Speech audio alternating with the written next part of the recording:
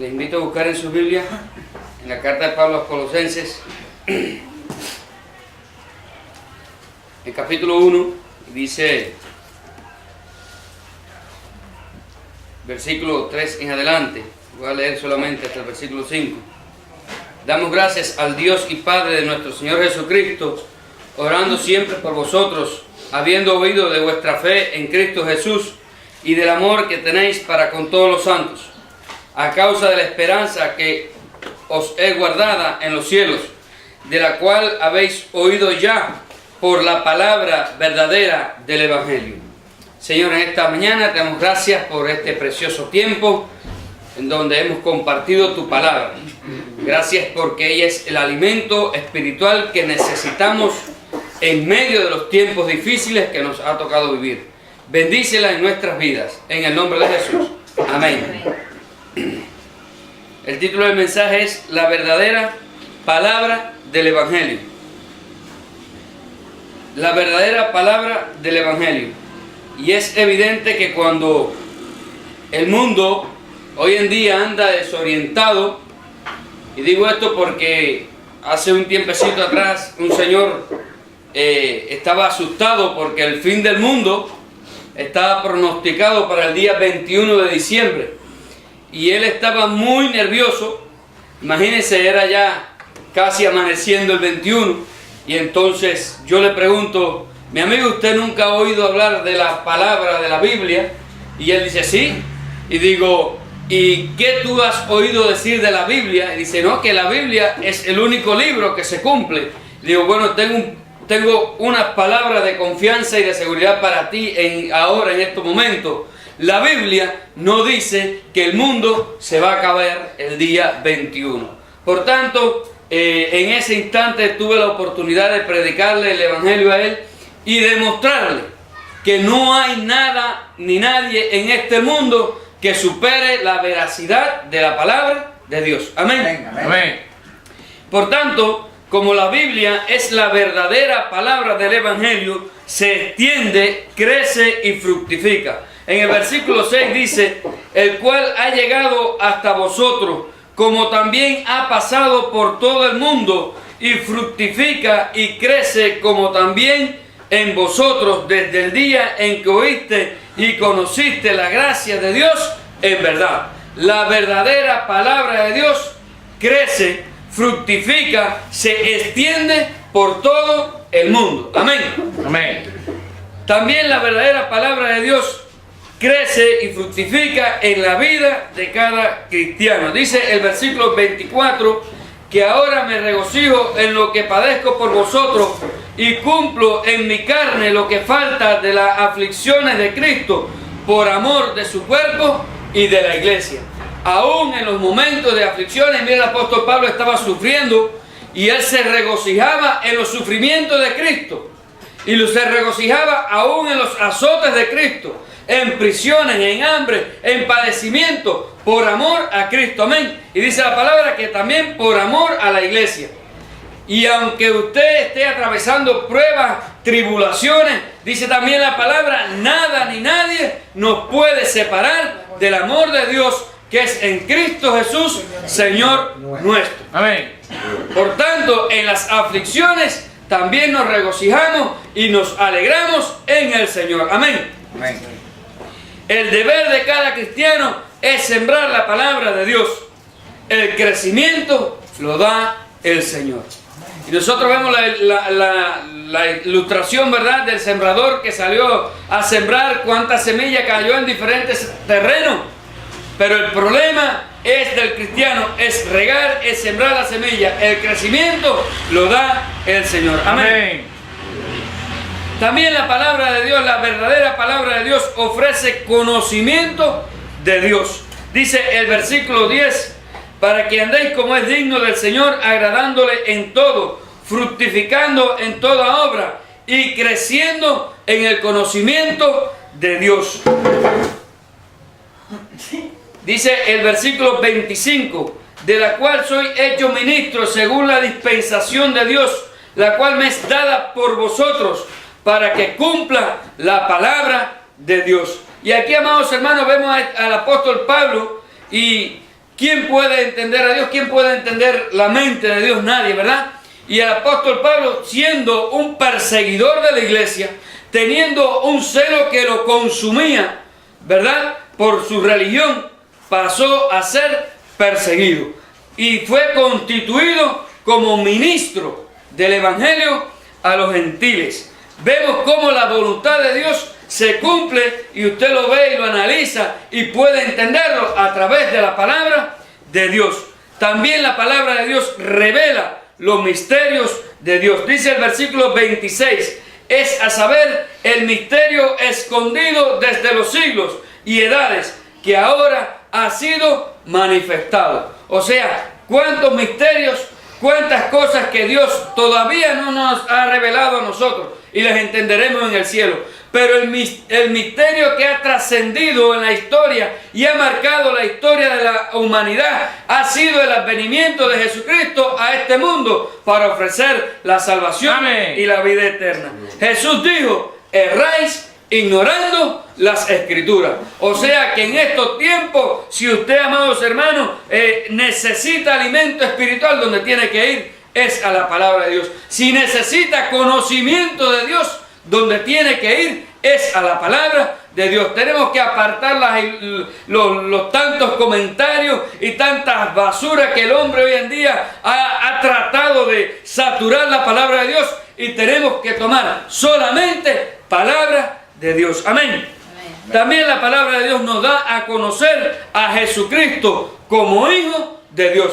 Dice el versículo 13 y 14, el cual nos libró de la potestad de las tinieblas y nos traspasó al reino de su Hijo, del Hijo de su amor, en quien tenemos redención por su sangre, remisión de pecado. O sea, la palabra de Dios, la verdadera palabra de Dios, le da el conocimiento a la persona, y a la persona que no ha creído le da el conocimiento de cuál es su condición espiritual, su condición pecaminosa, su condición perdida delante de Dios.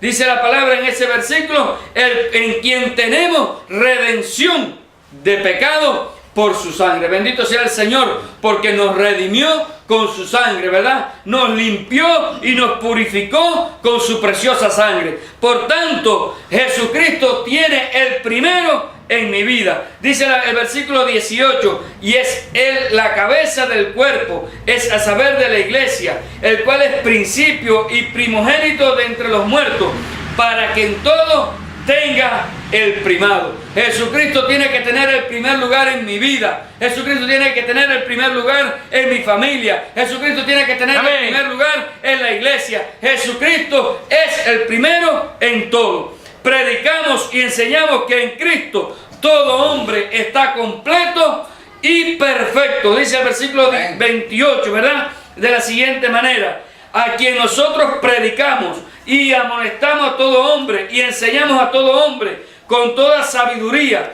para que presentemos a todo hombre perfecto en Cristo Jesús. En Cristo, el hombre perdido, el hombre que ha vivido sin esperanza, está completo, está justificado, está perdonado, está perfecto delante de Dios. A Él sea la gloria. Amén. Amén.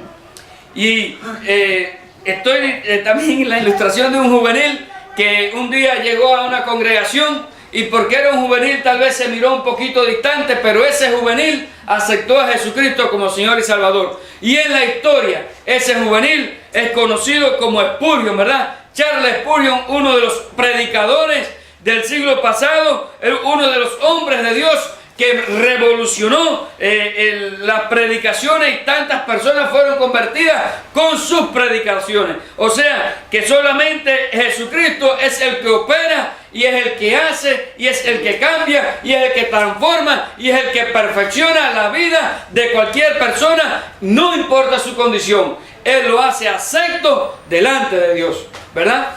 Y quiero terminar el mensaje. Dice, la iglesia y cada creyente debe tener muy claro que el alimento espiritual que necesita más que nada en este tiempo es la palabra de Dios, la cual es dulce como la miel al paladar, cuando todo cambia, la palabra verdadera del Evangelio de Dios permanece para siempre. Para el perdido sostiene el mismo mensaje. Solo en Jesucristo hay salvación y vida eterna. Amén. Amén. Amén.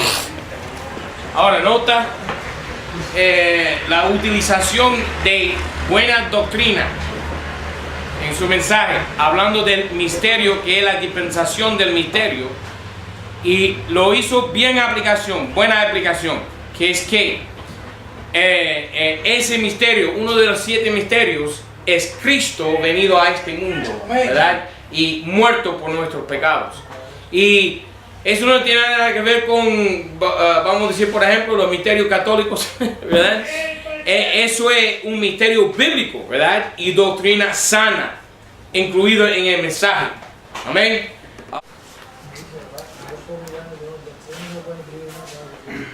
Ok, hermano Juan Daniel Gamboa, sermón expositor.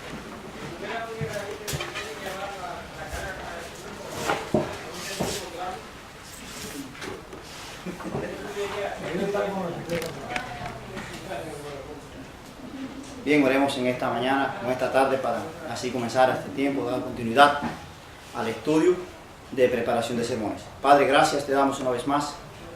Gracias porque nos concede nuevamente la oportunidad de presentarnos ante ti, Señor, para exponer tu palabra. Pedimos tu bendición, tu dirección, Señor, y que tú estés hablando por medio de nuestros labios. En el nombre de Jesús. Amén. Amén. Bien, vamos a ir allí a la palabra de Dios.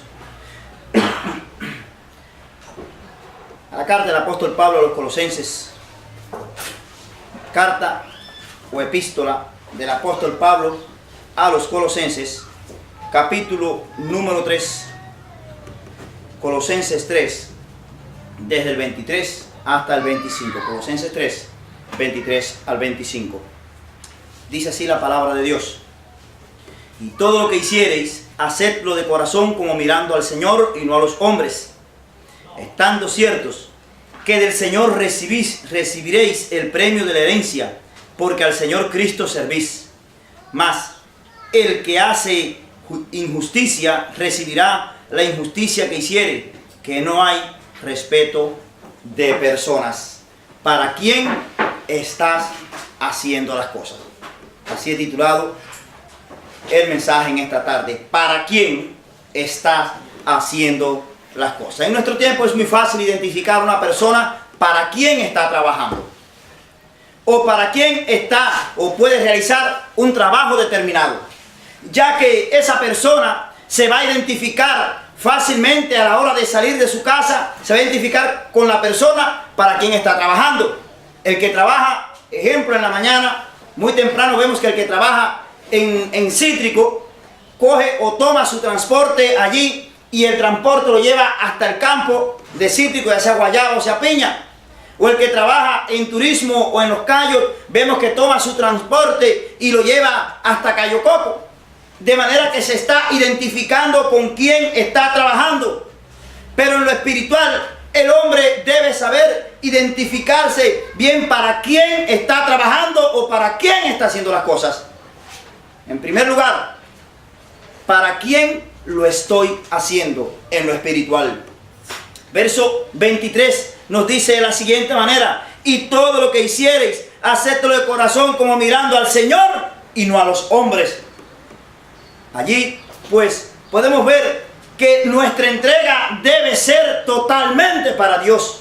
Ahora, amén, debe ser totalmente para Dios, porque vemos a la luz de la palabra de Dios allí, cuando el apóstol Pablo iba persiguiendo a la iglesia, allí en el libro de Actos, capítulo 9, verso 6, iba en persecución de la iglesia, el Señor se le encontró y el apóstol Pablo dejó de estar haciendo o persiguiendo a la iglesia para seguir al Señor.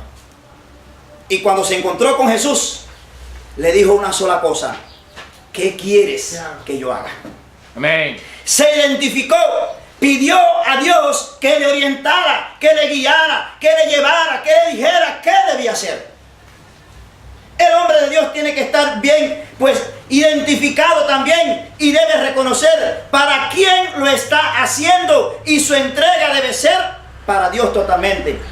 También hacemos las cosas para la gloria de Dios, no para la gloria de los hombres.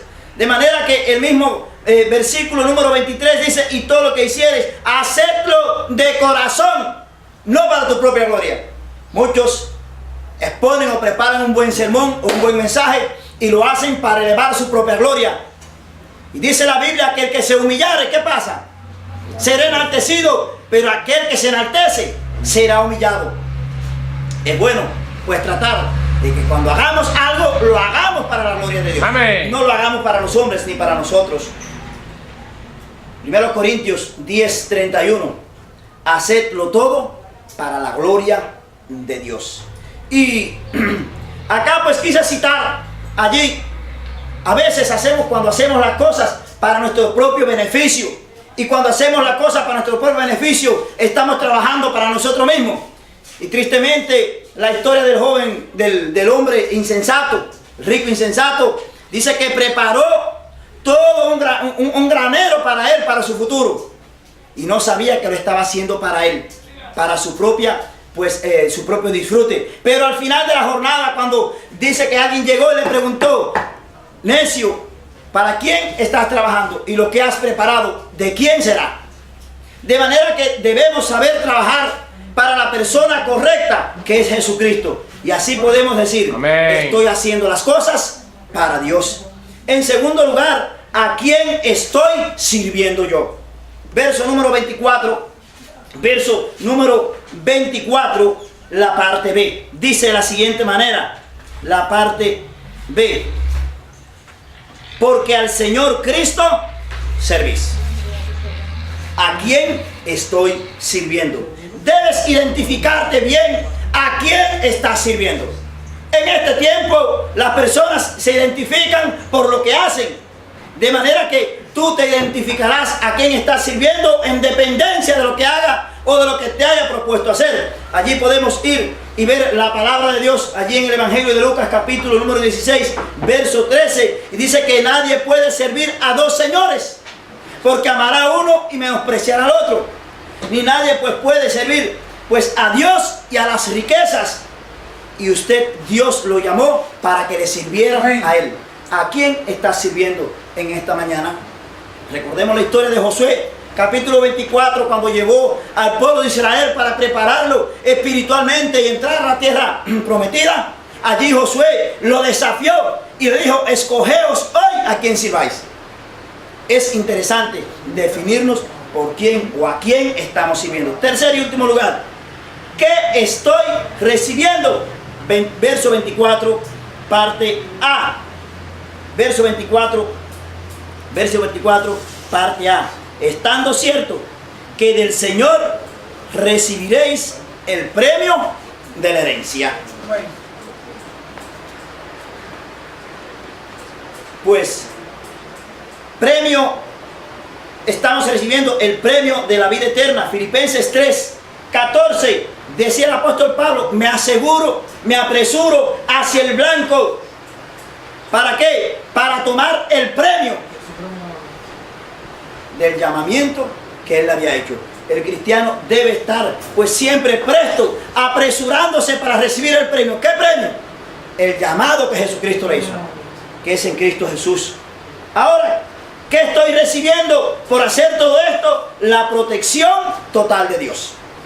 Protección total de Dios. Y recibimos la protección total de Dios cuando hacemos estas cosas. Allí Judas 24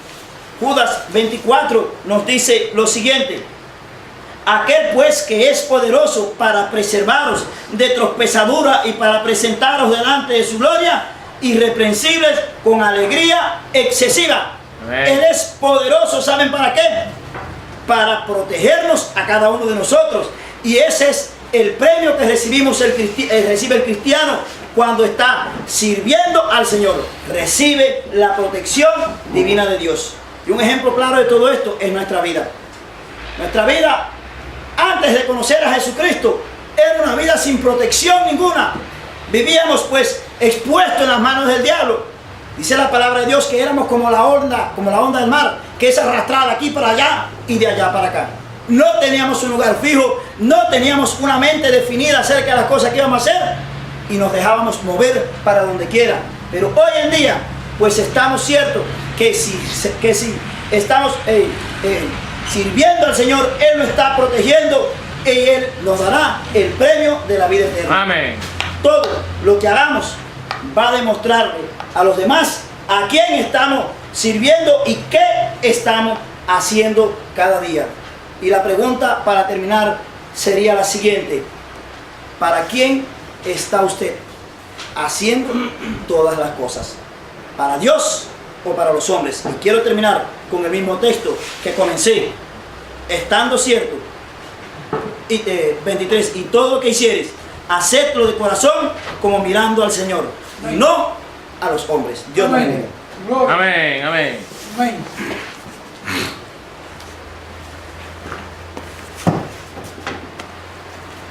Ok, mis hermanos, noten una cosa aquí. Que expuso el pasaje, pero en todo momento no se detuvo a sacar textos bíblicos de otro lado de la Biblia para respaldar los versículos que estaba exponiendo. Expuso versículos 23, 24, 25 de capítulo 3 de Colosenses. Y sí, con orden y de una manera y un procedimiento lógico, pero siempre consciente de que hay otros textos bíblicos en otro lado de la Biblia para respaldar lo que está diciendo Pablo en Colosenses 3. Otra cosa es que también sacó ilustraciones bíblicas de otro lado de la Biblia para respaldar los puntos del mensaje. Bien hecho. Ahora vamos a llamar a nuestro hermano Juan Manuel González Pacheco, que nos va a predicar la palabra de Dios. Para mí es una bendición pues compartir la palabra con ustedes en este día, y he puesto por título a este sermón: ¿qué implica tu sacrificio a Dios? Y bueno, pues quisiera invitarles a ir al segundo libro de Samuel, capítulo 24, donde vamos a estar leyendo el versículo 23 y el versículo 24.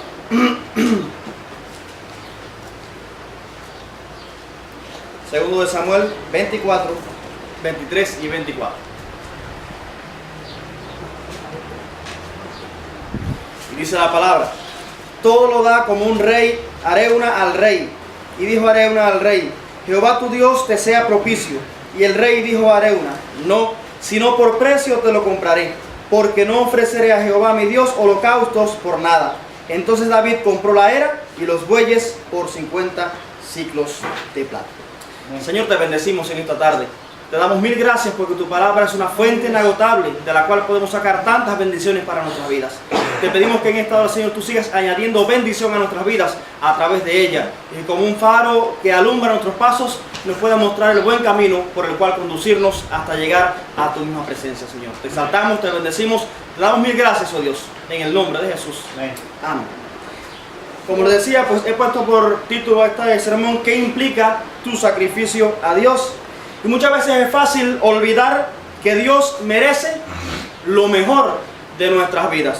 Compartía con algunos hermanos cuando pues compartí este sermón, y les decía: a veces tenemos a Dios sentado debajo de la mesa esperando que tú y yo acabemos de cenar para entonces sacudir el mantel y Dios se coja las migajas. ¿Es cierto o no es cierto?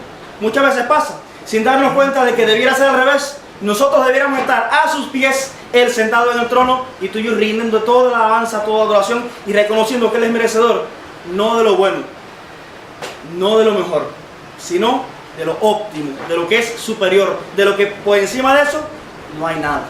Y eso pues Amén. Quisiera que meditáramos en esta tarde sobre esta enseñanza, sobre esta verdad, y basándome en este pasaje de David, donde está habiendo una mortandad en el pueblo, y David pues elige hacer un sacrificio a Dios para que Dios elimine, para que Dios detenga aquella mortandad.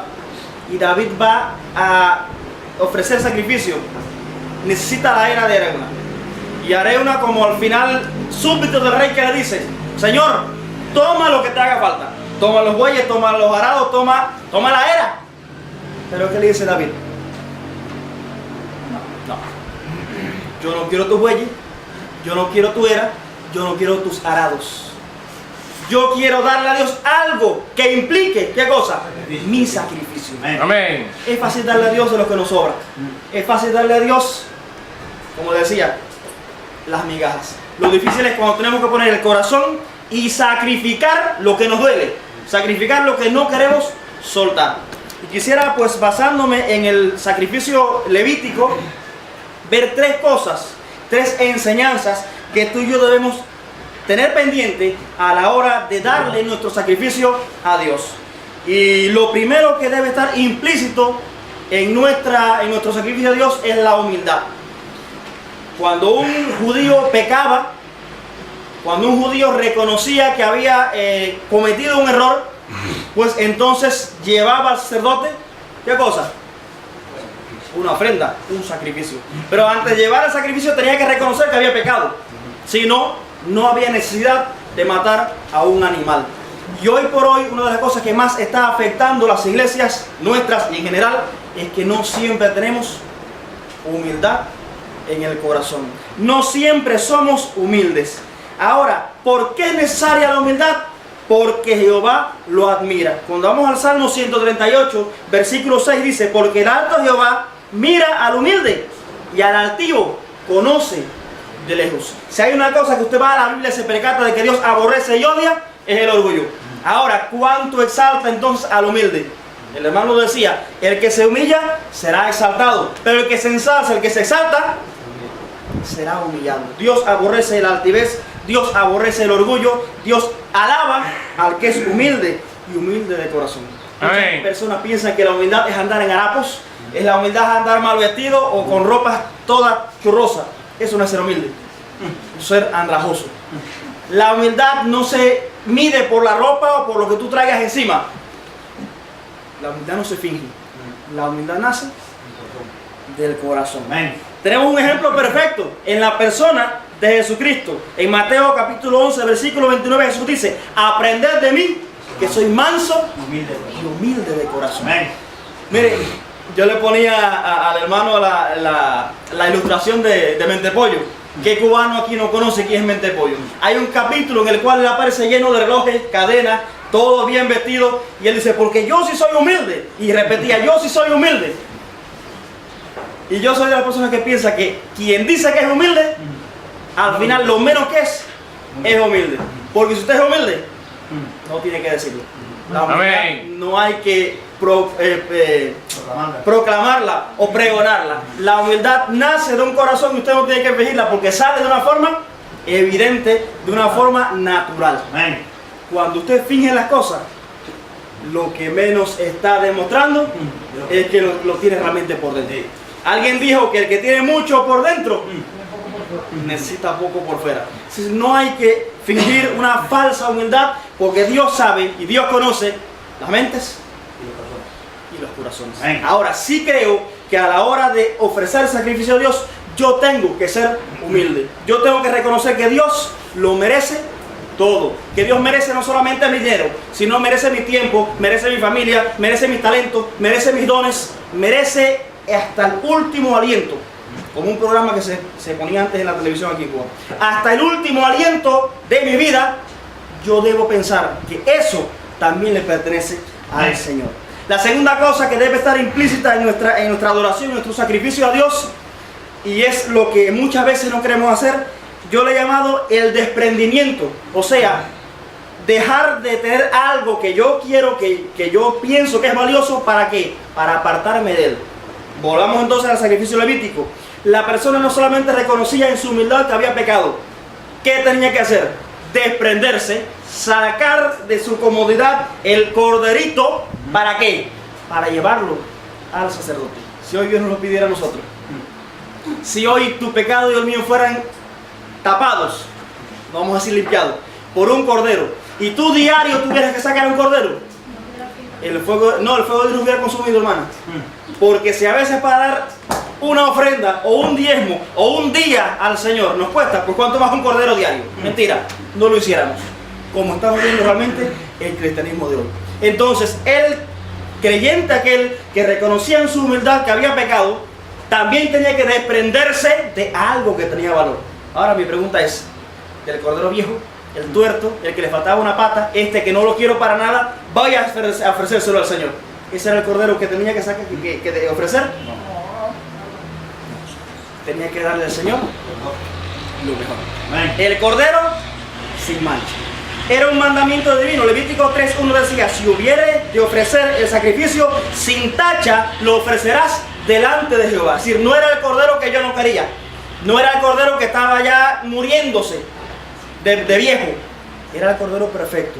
El cordero sin mancha. El cordero merecedor de ofrecerse a Dios en sacrificio. Era un mandamiento divino. La Biblia dice en Deuteronomio 16, versículo 16, parte A, y el 17, y no parecerá vacío delante de Jehová, cada uno con el don de su mano, conforme a la bendición de Jehová tu Dios que te hubiere dado. Cuando cada varón venía a ofrecer sacrificio, no podía venir con la mano vacía. Bueno, Señor, yo no tengo nada, mira, no. Cada cual en su mano que debía traer, conforme a como Dios le había prosperado, así debía dar. ¿Y cuántas veces nosotros somos tacaños con Dios? Y somos mezquinos con Dios. Y les estamos mendigando a Dios hasta lo último de nuestro tiempo, de nuestras vidas, de nuestros talentos. ¿Sabe qué estamos demostrando con esa actitud en nuestras vidas? De que Dios no merece nada tuyo ni mío. De que Dios, pues, simple y llanamente puede seguir esperando que nos quede algo para ofrecérselo, entonces, cuando nos dé la gana a nosotros. Ahora, la voluntad de Dios es también que ofrendemos y ofrezcamos a Dios sacrificio. Dice 1 de Pedro capítulo 2 versículo 5, para ofrecer sacrificio espiritual agradable a Dios por medio de Jesucristo. Fíjense, no es cualquier sacrificio, es un sacrificio espiritual. No es de cualquier forma, sino agradable a Dios. ¿Y por medio de quién? Por medio de nuestro Señor y Salvador Jesucristo. Amén. Se cuenta la historia de una familia pobre que pertenecía a una iglesia. Y en aquella congregación estaba recogiéndose una ofrenda. Se estaba recogiendo una ofrenda económica para ayudar a los necesitados. Y aquella familia decía, bueno, nosotros no tenemos casi nada. Y si damos lo poco que tenemos, ¿con qué nos quedamos? Estaba la disyuntiva. ¿Qué hacemos? ¿Colaboramos con la ofrenda de la iglesia y nos quedamos sin nada? ¿O nos quedamos con esto poquito que nos queda y seguimos viviendo? La decisión fue difícil, pero la tomaron con convicción. Y dijeron, vamos a colaborar y vamos a dar lo poco que tenemos en nuestra ofrenda en esa colecta que está haciendo en la iglesia. Llegaron a la iglesia, cuando se toma la ofrenda, ellos voluntariamente de corazón ofrendaron aquello último que les quedaba. ¿Y cuál sería su sorpresa al final del culto? Cuando descubrieron que aquella ofrenda que estaba levantando era para ellos. Entonces, hermano, vale la pena desprendernos y sacrificarnos a veces, o siempre, porque Dios tiene un galardón y siempre te va a premiar. Puede que tú digas, bueno, yo di una ofrenda y nadie me alabó y nadie me dijo nada. Yo di tanto de diezmo este año y nadie lo hizo público en el púlpito. ¿Acaso tú haces las cosas para eso? ¿O es que tú sacrificas a Dios lo mejor para que Él sea quien un día te lo recompense? Miren, los hombres hoy, pues a todos en el fondo nos gusta. Es una cosa normal y natural, lo que no siempre es justa. Pero a todos nos gusta que nos ensalcen y nos alaben. Ahora, usted como creyente y yo como creyente, no podemos hacer las cosas motivados única y exclusivamente para que digan, mira qué bueno fulano, qué bueno mengano, cómo hace, cómo da. Tu desprendimiento a Dios debe ser de corazón, pensando que Dios merece lo mejor. No solamente tu dinero. Hay personas que piensan que, bueno, ya van dando una ofrenda a la iglesia, pues ya con eso estoy aplacando la ira de Dios. Dios no quiere tu dinero.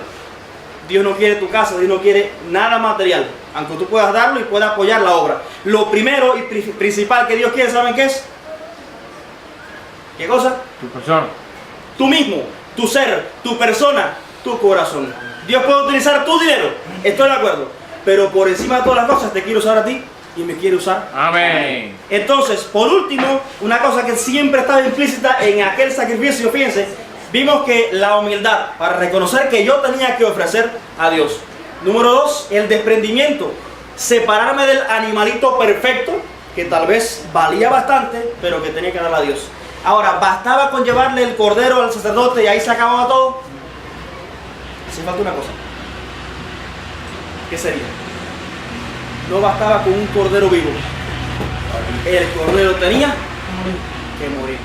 ¿Sabe por qué? Porque sin derramamiento de sangre no hay remisión. Entonces, en mi sacrificio no solamente va a haber humildad y no solamente va a haber desprendimiento, también tiene que haber muerte. ¿Muerte a qué? Muerte al pecado, muerte a la carne, muerte a mí mismo. Yo le decía a los hermanos, ¿no? El domingo por la noche le decía a los hermanos en Carolina, muchas veces la gente dice, no, porque mi mayor enemigo es el diablo y mi mayor enemigo es el mundo. Yo le decía, en la antigüedad los monjes se enclaustraban en un monasterio en lo más alto de la montaña y ya el mundo no los afectaba. Usted puede ser atacado por el diablo, lo puede reprender en nombre de Jesús y el diablo puede apartarse de usted. Ahora, ¿en qué momento usted se libra de usted mismo? Entonces, ¿quién es mi mayor enemigo? Venga. Yo mismo. Mi propia naturaleza pecaminosa. Ahí está. A diario yo tengo que morir al yo. Yo tengo que morir a mis propios intereses. Yo tengo que morir a mi propia forma de hacer las cosas. Porque no es como yo quiero. Es como Dios quiere. Y ahí vienen las palabras de Jesús.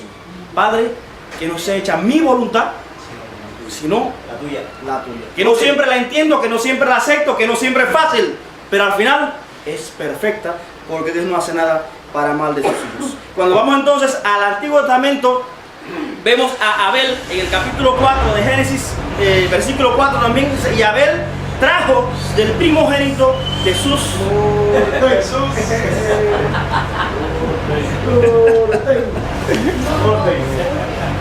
Te voy a calificar. Muy bueno.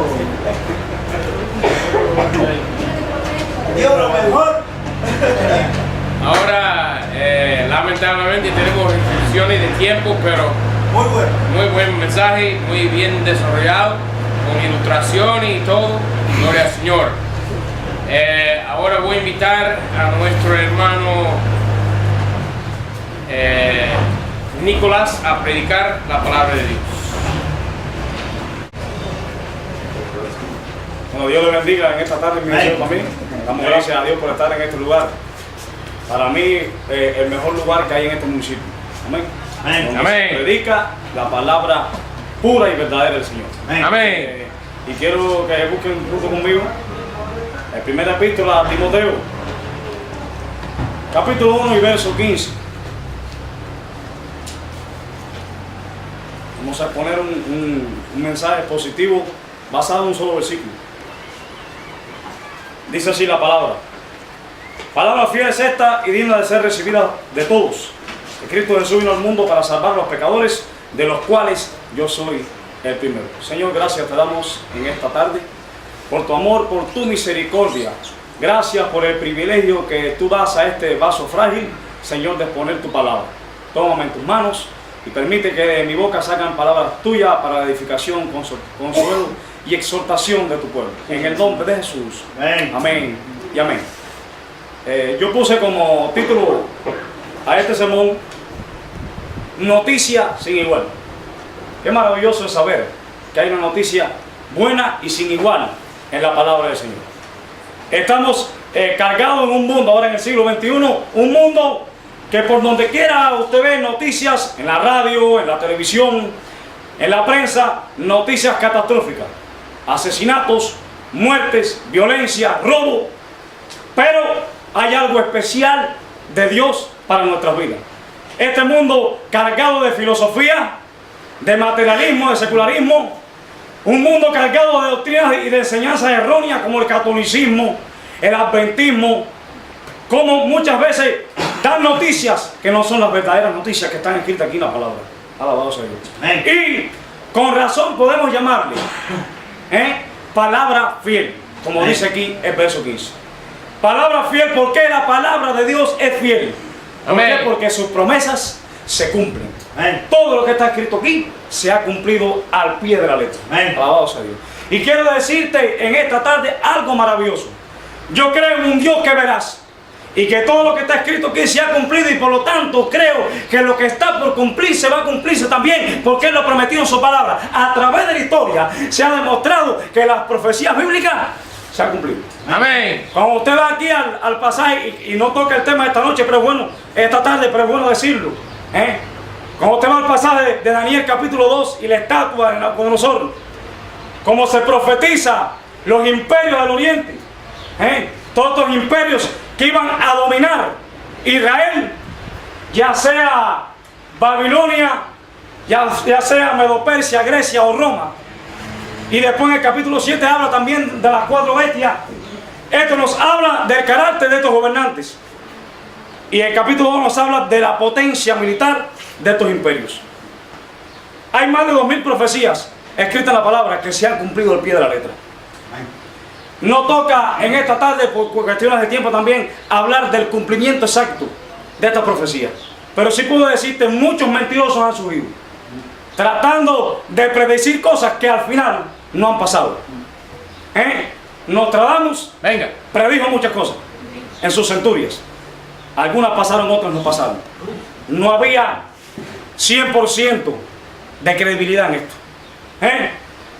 Muchos hombres mentirosos, infames, han tratado de predecir incluso el fin del mundo. Lo hemos vivido, lo hemos oído en las noticias. Noticias que para ellos eran sin igual y para poner en expectación al mundo. El mundo estaba en expectación y podemos ver que pasó el 21 de diciembre y aún estamos aquí. Amén. Porque el día y la hora nadie lo conoce sino el Padre que está en los cielos. Amén. Pero es maravilloso conocer que Dios tiene una noticia sin igual para ti y para mí en esta tarde. ¿Qué cosa? Primeramente, que esta palabra se cumple. Es especial conocer también que se ha cumplido. ¿Por qué? Porque muchos hombres han podido dar su vida por causa de esta palabra. Cuando usted estudia la historia y usted ve la historia de los hombres de la iglesia primitiva que dieron su vida por confiar en la palabra de Dios, el mensaje de hoy de nosotros es que Cristo viene. ¿No es así? Sin embargo, el mensaje antes era Cristo había resucitado, se había levantado entre los muertos. Y por esa noticia que ellos decían, noticia sin igual, dieron su vida. Policarpo, el discípulo del apóstol Juan, cuando lo llevaron ya para condenarlo completo, le dijeron que si él era capaz de renegar su fe, le iban a perdonar su vida. Y él dijo, si 86 años le he servido y no he recibido nada malo de él, ¿cómo voy a negar ahora a mi Señor y Dios? Y dice la historia que él dio su vida. ¿Por qué? Por causa de esta noticia sin igual. Amén. ¿Estás tú dispuesto en esta tarde a dar tu vida? Como lo hicieron muchos en los coliseos romanos, como muchos lo hicieron también cuanto a la Inquisición, que perdieron su vida por causa de esta noticia sin igual. Ahora, ¿qué noticia sin igual? Que Cristo Jesús vino al mundo. Qué bueno es conocer, alabado sea el nombre de Jesús, y nos enseña aquí en Génesis capítulo 3 y verso 15 que Jesús estaba profetizado de que tenía que venir a morir. El protoevangelio, o la primera promesa de redención en Génesis capítulo 3 verso 15 dice que Jesucristo tenía que venir como cordero. ¿Para qué? Para quitar el pecado del mundo, ya que cuando el hombre pecó y cayó en pecado y en separación de él hacia Dios, hacía falta un sacrificio perfecto. Jesús, su nombre significa el Salvador. Amén. Jesús vino ¿para qué? Para salvar. Mateo capítulo 1 lo dice así, y dice que parirás un niño y llamará su nombre Jesús, porque él salvará al pueblo de sus pecados. Qué maravilloso es conocer de que Jesús vino ¿para qué? Para dar salvación gratuita. Alabado sea Dios. Amén. Una salvación que, como nosotros conocemos, no la perdemos, sino que está ya garantizada por el Señor. Amén. Aleluya. Esa salvación que Él ha venido a regalarte. Alabado sea Dios. Él la regaló al morir en la cruz por ti y por mí. Dice la palabra en el capítulo 1 de Juan, verso 29, que Juan el Bautista, cuando vio que Jesús iba acercando, le dijo: he aquí el Cordero de Dios que quita el pecado del mundo. He aquí el Cordero de Dios que quita el pecado del mundo, no que tapa. No que lo tapa por un momento, sino que lo quita Amén. completamente. Amén. Es maravilloso conocer esto en esta tarde. Que Jesús ha venido para salvarnos y redimirnos de toda maldición del pecado. Amén. Aleluya. Ahora, te voy a decir algo especial también en esta tarde. Es una noticia sin igual. ¿Por qué? Porque Él se hizo hombre. La encarnación es un misterio. Y Él se hizo hombre, ¿para qué? Para regalarte vida. Se hizo igual que tú y que yo, para entendernos cuando nosotros suframos, para entendernos cuando nosotros estemos por distintos por problemas y por situaciones que muchas veces nos agobian. También Jesús pasó por eso. También Jesús, dice la palabra, que fue tentado en todo, más no pecó. Aleluya. Por lo tanto, Dios conoce también nuestro sufrimiento. Dios conoce nuestras situaciones. Dios conoce nuestros pensamientos. Alabado sea Dios. Y Dios conoce nuestras acciones cuando las hacemos de una forma equivocada. Alabado sea Dios. ¿Por qué? Porque Él se hizo hombre. Dice Filipenses 2:8 que Él se humilló a sí mismo. No tomando que era igual a Dios, sino que se humilló hasta lo sumo y hasta la muerte y muerte de cruz. Qué maravilloso es conocer que Jesús vino a encarnarse. ¿Para qué? Para librarnos del pecado. El pueblo judío tenía una idea errónea de por qué vino Jesús. El Mesías, ellos creían que era el ungido para librarnos del yugo del Imperio Romano. En el año 63, aproximadamente 65, entró Pompeyo, tomó Jerusalén, y los judíos empezaron a sufrir una etapa muy cruel en su vida. Y esperaban la venida de algún libertador, pero un libertador político. Jesús no vino como libertador político, vino como libertador espiritual. ¿Para qué? Para quitar el pecado del hombre. A todo aquel que le confiese, como dice Romanos capítulo 10. Creyera en su corazón, entonces podría ser salvo. Ahora, y también vino para traer no tan solamente eso, sino beneficios de esta salvación. Dice aquí la palabra fiel es este y tiene a ser recibida de todos, que Cristo Jesús vino al mundo para salvar a los pecadores, de los cuales yo soy el primero, decía el apóstol Pablo. ¿Qué queda para nosotros? Si el apóstol Pablo, que para mí fue uno de los mejores cristianos que ha habido en la historia, para no decir que era el mejor, dijo que él era el primer pecador. ¿Qué queda para nosotros? Solamente confesar: Señor, heme aquí, yo soy un pecador. No como el publicano, que el publicano, ¿qué hacía? O sí, como el publicano, mejor dicho, se golpeaba Ten piedad de mí. en el pecho y dice: ten piedad de mí, que soy un pecador. Y hay que reprender el espíritu farisaico en la iglesia. Muchas veces hay espíritu farisaico en la iglesia y creemos que tenemos a Dios por la mano y que no nos hace falta nada. Yo ayuno, yo oro, yo diezmo y a mí no me hace falta nada porque yo soy tremendo cristiano. Y el cristiano es aquel que se humilla, como decía el hermano. El que se humilla, Dios lo exalta.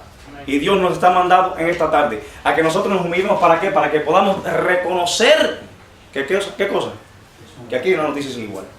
Amén. Una Amén. noticia para ti y para mí, que muchas veces nos duele, pero hay que hacer su voluntad. Amén. Hay que hacer su voluntad. Y la palabra nos enseña en Tito 2:11 que la gracia de Dios ha sido manifestada a todos los hombres.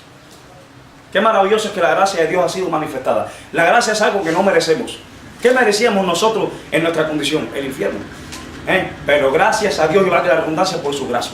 Amén. Amén. Porque por su gracia es que somos salvos, no por obras. Para que nadie se lo diga. Dios le bendiga. Amén.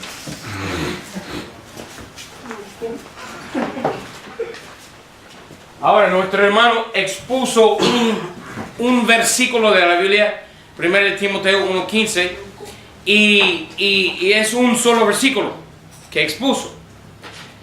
Y los eruditos van a decir que realmente eso es un sermón no expositor sino textual. Pero a mi parecer, porque yo soy un hombre sincero y sencillo, realmente eso es un sermón expositor, porque expuso un versículo, lo dividió en 3 partes y de esa manera lo analizó y lo expuso a los oyentes. Entonces, resulta ser que ellos pueden inventar 1000 clases de sermones, pero a fin de cuentas todos los sermones se encajan en una de dos clases, en uno de dos bandos, ¿ok? O sea, expositor o temático. Una exposición es una exposición, ¿verdad? Y no es necesario inventar otra clase. No, eso es un sermón textual. Por favor. Realmente en la Biblia hay dos clases. La exposición y el tema. ¿Ya? Más nada. Gloria a Dios. Ok, vamos a invitar ahora a nuestro hermano Gilberto a predicar la palabra de Dios. Gilberto Montes. Medina. Medina. ¿Cómo voy a olvidar ese nombre? ¿Cuál es el nombre de las cosas? Ay de mí. Gilberto Montes Medina. Amén. Gloria a Dios. Vamos ahí, hermano, al libro de Lucas, capítulo 8, del 40 al 45. Dice aquí, el capítulo 8 de Lucas, del 40 al 45. Y aconteció que volviendo Jesús, la multitud le recibió con gozo porque todos lo esperaban. Y he aquí un varón llamado Jairo, el cual también era príncipe de la sinagoga, vino y cayendo a los pies de Jesús, le rogaba que entrase en su casa, porque una hija única que tenía como de 12 años se estaba muriendo y yendo le apretaba a la gente. Y una mujer que tenía flujo de sangre ya hacía 12 años, la cual había gastado en médico toda su hacienda y de ninguno había podido ser curada. Y llegándose por detrás tocó el borde de su vestido y luego se estancó el flujo de su sangre. Entonces Jesús dijo: ¿quién es el que me ha tocado? Y negando todos, dijo Pedro y los que estaban con él: Maestro, la multitud te aprieta y oprime, y dices: ¿quién es el que me ha tocado? Vamos a orar. Padre Santo, que mora a las alturas de los cielos, Señor, te damos gracias. Padre, dirige este tiempo, Señor, ora con poder, dame palabra, entendimiento, sabiduría. Te alabamos y glorificamos en el nombre de Jesús. Amén. Hermano, este título de este estudio se llama La presencia del Señor cambia las cosas. Cuando nosotros venimos al Señor, nuestra presencia ha sido cambiado, nuestras vidas cambian, pero las condiciones no quedan mismas después de haber experimentado con el Señor. Podemos ver que la vida del publicano Leví, que muchos lo conocen, fue cambiada. La del cinturón fue cambiada por el Señor, pero la de la mujer pecadora también fue transformada y liberada. Y lo de los discípulos en la barca también fue impartado por el poder de Dios. Si vamos a ir, leemos el versículo 43 y 44 de Lucas, nos dice que había una mujer sin esperanza. Dice que la mujer hacía 12 años con flujo de sangre sin esperanza. Hoy en el mundo hay personas sin esperanza. Muchas personas clamando a dioses falsos, buscando curanderos para que puedan sanar a su hija, sus enfermedades, clamando a la Virgen de la Caridad, clamando a San Lázaro, yendo a las iglesias católicas, pidiéndole al cura que los ayude a sanar su vida. Pero esa no es la solución de su vida, porque Cristo vino dando la solución y vino dando la vida, que es la salvación en Cristo Jesús, hermano. Pero si vamos allí al versículo 43, dice que padecía el flujo de sangre esta mujer. No tenía solución, pero Jesús venía, dice que la multitud lo apretaba, pero dice aquí en el versículo 43, y la mujer que tenía flujo de sangre hacía 12 años, la cual había gastado en médico toda su hacienda y ninguno había podido ser curada. Dice que había gastado su dinero, había gastado todos en médicos y todo su dinero, pero no podía ser curado porque no había encontrado la solución, no había encontrado quien la pudiera sanar. Pero podemos ver que en el versículo 44 nos dice que llegándose por detrás tocó el borde de su vestido y luego se estancó el flujo de sangre. Dice, vamos a ver, por ninguno había podido ser curada. Dice que Jesús lo apretaba a la multitud y la mujer vio al Señor y apretaba a la multitud a Jesús. Dice que trató de tocar su vestido, pero logró tocar su vestido. Y muchas personas tratan de tocar el vestido del Señor, pero hay algo que los ataca, hay algo que los oprime, hay algo que los aflige, pero muchos no pueden tocarlo, hermano. Muchos no cambian. Nicodemo sentía que algo le hacía falta, cambiar su vida. Cambiar su vida a Nicodemo le hacía falta. El apóstol Pablo pensaba que su vida no iba a cambiar, porque Pablo era un perseguidor de los cristianos, mataba a los cristianos, pero al encontrarse con el Señor, su vida cambió, su vida fue una vida prosperada, fue una vida de abundancia, porque su vida fue una vida limpia y cambiada frente al Señor Jesús, que predicó su palabra, porque predicó su palabra, predicando su palabra, Él cambió su vida. Podemos ver que allí también en Marcos 5:26 no había aprovechado antes, le iba peor a esta mujer, pero había sufrido mucho de médicos y había gastado sus fortunas buscando a ver quién la podía liberar, quién la podía cambiar, sanar, pero nada había aprovechado. Antes le iba peor a esta mujer. Pero también ahí en Marcos 5:2 oyó hablar del Señor, el Salvador, que la podía sanar. Como oyó hablar de Jesús, vino entre gentíos por detrás y tocó, dice, su vestido. Y le dijo: hija, cree, por tu fe eres sana. Amén. También ahí en Marcos 5:28 podemos ver que decía dentro de sí: si tocare tan solamente su vestido, quedará sana. Dice que cuando tocó su vestido, dice que fue sanada el flujo de sangre y su vida fue transformada. Fue una vida sana, una vida cambiada. Amén. Esta mujer, porque su vida prosperó a partir de ese momento. Amén. Pero podemos ver que la fe la motivó a acercarse al Señor. ¿Qué pasó en ese momento? Cuando tocó el vestido, su flujo fue estancado, se quitó. Pero haberse encontrado con el Señor le trajo a aquella mujer un cambio completo, terminalmente. Es de vital importancia oír del Señor, creer en el Señor, buscar al Señor, y todo esto cambiará nuestras vidas. El mismo capítulo de Lucas 8 nos da una segunda enseñanza. El padre angustiado, tal vez una madre como la Sirofenisa, porque allí en el Lucas 8, 41, 42, 42, 50 nos habla, porque había un príncipe de la sinagoga, Jairo, que tenía su hija, dice que estaba agonizando, pero en el versículo 49 dice que poco tiempo después le avisaron que su hija había muerto. Y le había: Señor, mi hija ha muerto. Entonces dice aquí en el capítulo 49, porque le aconsejaron que ya no molestara más al Señor. Dice: no moleste más al Señor, tu hija ha muerto. Pero el Señor entonces fue a casa de Jairo, y cuando vio a su hija dice: no llores, tu hija duerme. Pero la gente se burlaban de él, como hoy se burlan del Evangelio de Cristo, se burlan de la palabra de Cristo. Pero Cristo es vencedor, hermano. Amén. Cristo es victorioso, hermano. Pero dice: sácame a todas estas personas de aquí. Déjame a Pedro, a Juan, a Santiago y a su madre y a su padre. Dijo: hija, y dice que trabándolo por la mano, dijo: hija, levanta. Dice que la hija se levantó y le dijo: dale de comer. Pero podemos ver que aquí el único aliento de este mundo era Cristo. Pero en el versículo 53, la fortaleza se le dio al Señor al decirle: no temas, cree solamente y serás salva.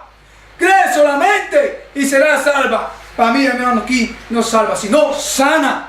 La versión C dice salva, pero aquí en la palabra esta dice sana. Amén. Esto le ayudó a superar inclusive la burla de la gente. Hermano, en el versículo 53 dice que Dios honró la fe de aquel hombre entrando a su casa y resucitando a su hija. Dice que la vida de Jairo cambió. La vida de Jairo cambió rotundamente. Dice que fue una vida prosperada, fue una vida limpia, porque su vida había cambiado cuando el Señor resucitó a su hija. La vida de este hombre cambió completamente.